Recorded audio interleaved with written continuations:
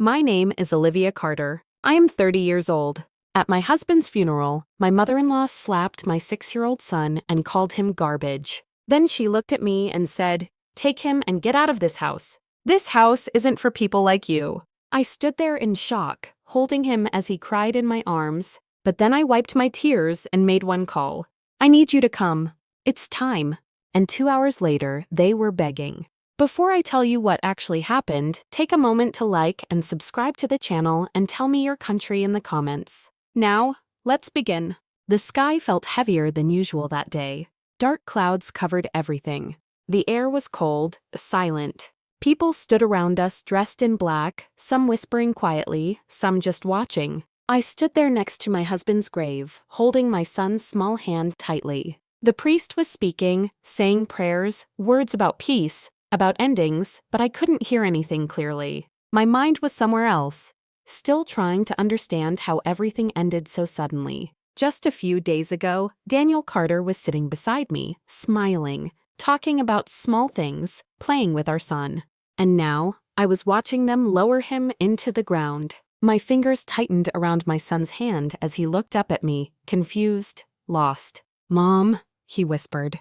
"Why are they putting Dad there?" My chest tightened. I knelt down and hugged him. "Dad is resting," I said softly, even though saying those words felt like breaking my own heart. "I wanted to come home," he said, and tears filled my eyes, but I wiped them quickly. I had to stay strong for him because now I was all he had. The soil slowly covered the coffin. Each sound felt like something closing forever. When it was over, people started leaving one by one. Some came to me, said things like, "Stay strong. He's in a better place."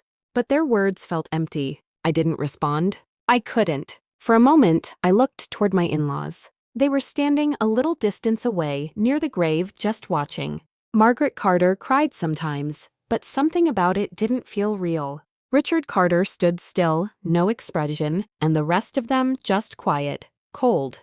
And in that moment, a thought crossed my mind. They never accepted me. Not from the beginning. No matter how much I tried, it was never enough for them. And my son, they never truly accepted him either. Even now, standing at their own son's grave, they felt distant. A strange fear settled in my heart. How will I live with them now? That question stayed in my mind. After some time, we all got into the cars. No one spoke during the drive. The silence was heavy, uncomfortable. My son sat quietly beside me, holding my hand. When we reached the Carter residence, the gates opened slowly. We all walked in together, relatives, guests, my in-laws. The moment we stepped inside, people were already gathered in the living room, sitting, whispering, waiting. As we entered, all eyes turned toward us, and the room went quiet. I could feel it again, that strange feeling. I glanced at my in-laws. They were just a few steps ahead of me, walking inside like nothing had happened. No tears, no emotion. Their faces cold, unreadable. I tried to ignore it. This is not the time, I told myself. I just needed to get through this. My son slowly looked around. Then his eyes stopped at something, a photo. It was Daniel Carter's picture placed on a table decorated with flowers. He slowly walked toward it. I didn't stop him. He stood in front of the picture, looking at it quietly. Then he reached out his small hand and picked it up. "Dad," he whispered softly. My heart started to ache again, but before I could move, the frame slipped from his hand and fell.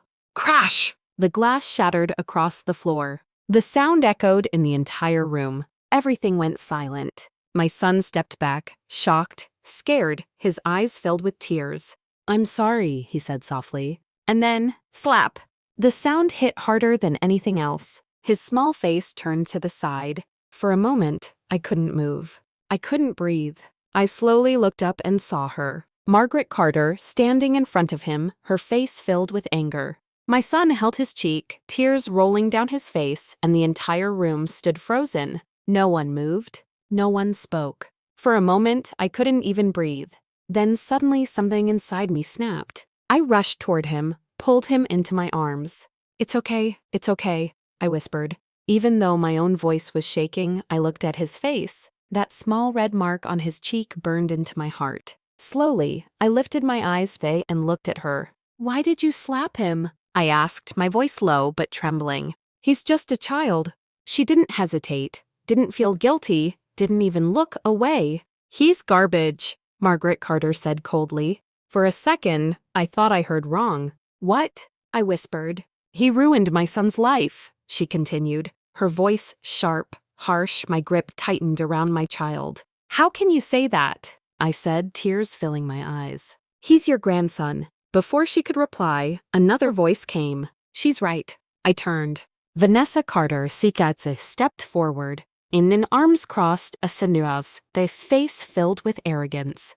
"You brought nothing but bad luck," she said. My heart sank deeper. "I always knew this would happen," she continued. "The moment you entered this house, everything started falling apart." Tears rolled down my face. "I trusted you," I said softly, "Dustigally. I thought you were my family." She laughed a cold, mocking laugh. "Family," she said. "Don't insult that word." The room filled with murmurs. People started whispering, watching, enjoying the scene. And then Richard Carter stepped forward. His presence made the room even quieter. "Oh, please," he said, his voice calm, but filled with contempt. "We made a mistake bringing you into this house." Each word hit like a blade. "We cannot accept a middle-class woman in our family." Some people in the room started laughing softly. I stood there frozen, holding my crying son humiliated in front of everyone. My son buried his face into my chest. "Mom, I'm sorry," he whispered. That broke me completely. No, it's not your fault," I said quickly, tears falling uncontrollably now. But they didn't stop. They continued. Insults, accusations, cold words. "You brought nothing here. You were never one of us. You and your son are just a burden." Minutes passed, but it felt like hours. No one defended me. No one spoke for us. They just watched and laughed. My heart felt like it was being crushed. But slowly that pain started changing into something else. Something colder. Something stronger. I wiped my tears carefully, slowly, and for the first time, I looked at them without fear, without begging, just calm. "Are you done?" I asked quietly. They stopped, surprised. Margaret Carter looked at me with anger. "Pack your things," she said. "Leave this house." Richard Carter added, "There's no place for beggars here." Silence filled the room again. I looked around at every face, every person who stood there watching my humiliation. Then I looked at my son, still holding me tightly, still crying. I took a deep breath. "Fine," I said, my voice calm, stronger than before. For a second, they seemed confused. Maybe they expected me to beg, to cry, to argue, but I didn't. Instead, I slowly reached into my pocket, took out my phone, and dialed a number. The room stayed silent. They watched me, confused, annoyed. I put the phone to my ear. "Hello," I said softly, paused for a moment, then added, "I need you to come. It's time." I ended the call and looked up at them again. This time, my eyes didn't have tears, only something else. Something they didn't understand yet. And within the next 2 hours, everything they believed was about to collapse. The room was silent, too silent. Everyone was still looking at me, confused, annoyed, some even amused. Margaret Carter crossed her arms and asked coldly, "Who did you call?" I didn't answer. I just stood there holding my son close. Minutes passed and the whispers slowly started again. Maybe she called someone for help. Who would even come for her? A few people laughed quietly. Richard Carter shook his head and said, "This is useless. Just pack your things and leave." I didn't move. I didn't say anything. I just waited. Time passed slowly, 1 hour. The tension in the room started to shift. Margaret Carter looked irritated now. "This drama is getting boring," she said. And then the main door opened and everyone turned. 2 men walked inside. One of them was holding a file. The other looked around calmly, professional and serious. They didn't greet anyone, didn't hesitate. They walked straight into the center of the room.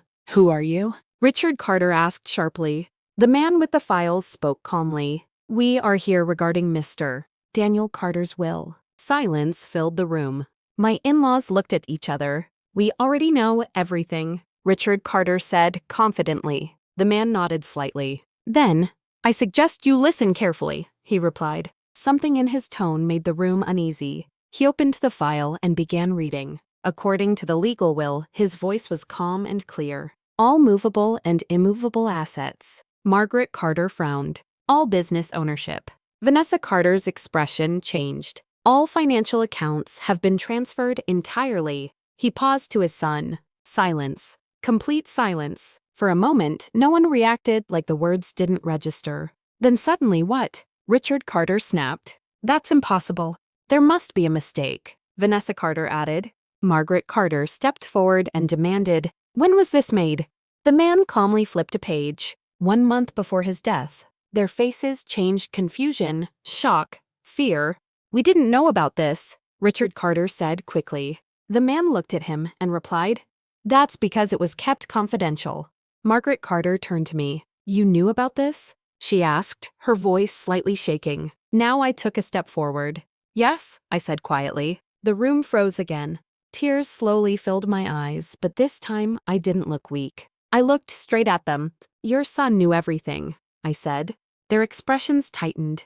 He knew how you were stealing money from his business. Silence. He knew how you were secretly giving it to your other children. Vanessa Carter's face went pale. He knew you didn't love him. You only loved his money. My voice cracked slightly. No one spoke. And he knew that if something ever happened to him, I looked down at my son, you would do exactly what you did today. Tears rolled down my face. So he protected us. My voice softened. 1 month before his death, he transferred everything to his son and made me, I paused, his legal guardian. The truth settled over the room like a storm. Margaret Carter stepped back. No, she whispered. This can't be. Richard Carter looked completely shaken. You're lying, he said weakly. I shook my head slowly and looked directly at her, at the same woman who slapped my child. I said calmly, you just slapped the owner. The words hit harder than anything before. No one laughed now. No one whispered, just silence, heavy and painful. My mother-in-law's eyes filled with fear. Vanessa Carter looked down, unable to speak. Richard Carter stood frozen. And then it started. Wait, we didn't mean... You misunderstood. We were just upset. Their voices changed from arrogance to desperation. They stepped closer, begging, apologizing. But I didn't move. I didn't react. I just held my son's hand. The same child they called garbage. The same child they slapped. I looked at them one last time and said quietly. Now I paused, then finished. Leave. Silence again. No anger, no shouting, just one word. And this time they had no power left. Days later, everything was legally transferred. The Carter residence, the business, everything. They were gone. And for the first time, that house felt different. Peaceful. Safe. I sat beside my son, holding him close. You're safe now, I whispered. He looked at me, still innocent, still pure, and I smiled softly because now no one could hurt him again. They called him garbage, but they never knew he owned everything.